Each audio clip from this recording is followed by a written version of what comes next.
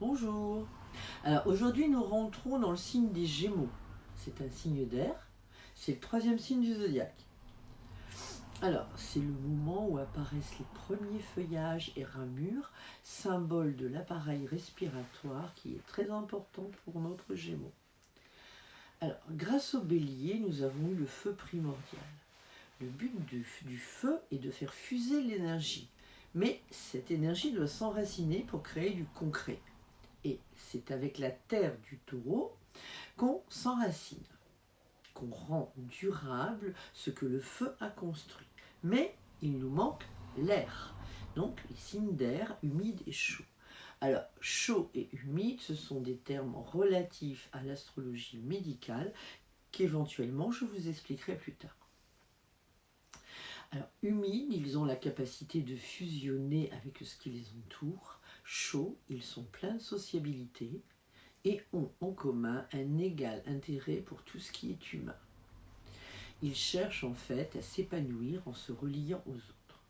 Je ne sais pas si je vous l'ai dit, mais les signes du zodiaque prennent également leur origine dans la mythologie. Donc, Mercure, qu'il soit le scribe comme en Égypte, ou le messager des dieux comme en Grèce, a toujours représenté l'intermédiaire, celui qui transmet et qui doit avant tout comprendre ce qu'il est chargé de communiquer. Fondamentalement, Mercure incarne le principe de liaison et d'échange, la communication entre les êtres par la parole, le geste, les écrits. À cet effet, il est aussi l'adaptation, la souplesse et la mobilité. Le mercurien est un être vif, agile, capricieux, restant souvent jeune d'allure et de cœur. Les Gémeaux ont besoin de se sentir libres, même si ce n'est qu'une apparence. Et la vie à deux ne doit pas devenir une chaîne. Il a besoin d'attirer l'attention d'autrui et y parvient par son adresse, sa parole facile et souvent intéressante. C'est un conteur qui sait rendre croyables ses inventions. Par contre, sa volonté est capricieuse, intermittente. Il a l'esprit volontiers critique et ne résiste pas au plaisir de faire un bon mot sur autrui, sauf si son sens de la diplomatie au dernier moment l'en empêche. Inventif mais sans imagination vraiment créatrice, il sait en fait adapter les idées des autres et les rendre pratiques. Il a un grand besoin de liberté et il cherche d'une façon ou d'une autre à échapper à toutes les contraintes. La dualité de son signe le pousse à faire deux choses à la fois. Il peut passer d'une opinion à l'autre avec la même sincérité. Il a besoin de mouvement et d'animation. Chez lui, tout passe par le système nerveux et le besoin de changement. Sa vie s'écoule en général sur un rythme rapide qui entraîne que cela ne lui permet pas de toujours aller au fond des choses. Il doit surveiller son système nerveux beaucoup trop sensible et éviter le surmenage intellectuel. Mercure, c'est pas, je vous parle de la planète, n'est pas l'intelligence, mais le type d'intelligence.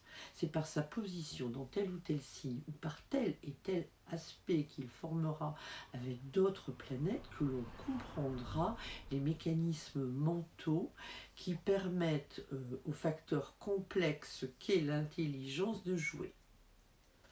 Il est cérébral, car il passe tout au crible de l'intellect et de la logique, mais sans se poser les problèmes de fond de Saturne. On reproche à Mercure sa versatilité, mais ce n'est souvent que le besoin de trouver de nouvelles idées, de nouvelles solutions, pour ne pas s'accrocher à des branches vermoulues. Le mercurien peut exercer de nombreuses fonctions grâce à sa rapidité de compréhension et son adaptabilité. En fait, il faut que le travail soit varié et lui permette des déplacements pour qu'il soit heureux. Par contre, son manque de discipline et sa tension nerveuse ne sont pas des atouts.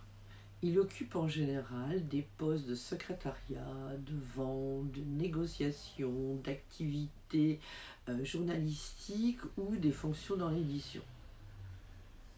Il a souvent une seconde activité qui lui fait supporter la première, et surtout si son Mercure est placé dans le Gémeaux, alors je vous dis pas.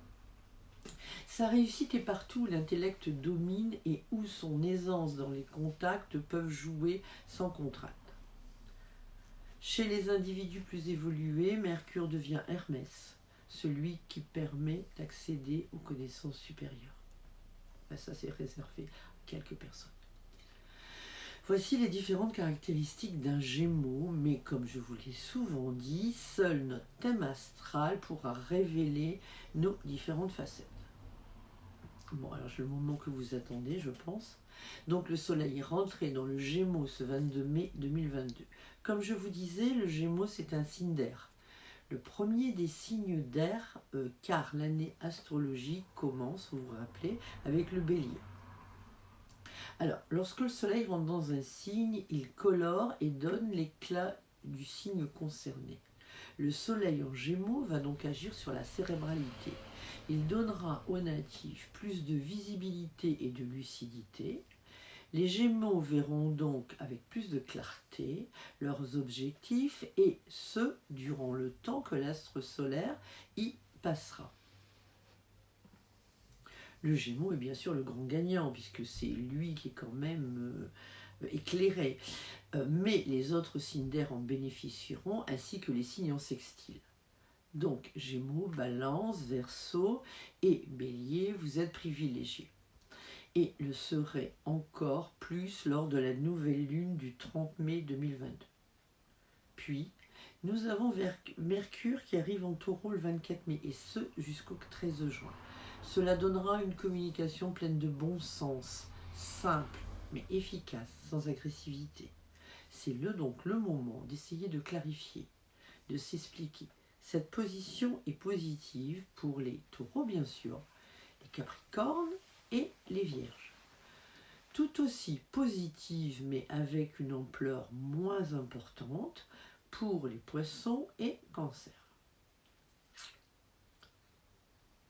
Vénus, ma planète préférée, et je confesse ma dominante, est en Bélier jusqu'au 28 mai. C'est donc à ce moment-là une Vénus plus guerrière qui aime pimenter sa vie.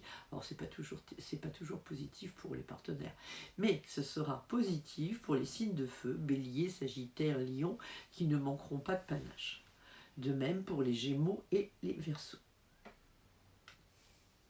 Lors de la nouvelle lune, elle sera en Taureau, signe vénusien par excellence. Donc notre Vénus déposera les armes du Bélier et se fera charmeuse, câline, gourmande et toujours prête à faire plaisir. Ce sera également positif, mais avec moins d'atouts pour les Vierges, les Capricornes, les Poissons et les Cancers. Mars, le seigneur de la guerre, retrouvera sa fougue le 29 mai, puisqu'il rentre dans le Bélier, et de plus en conjonction avec Jupiter, qui accroît sa puissance.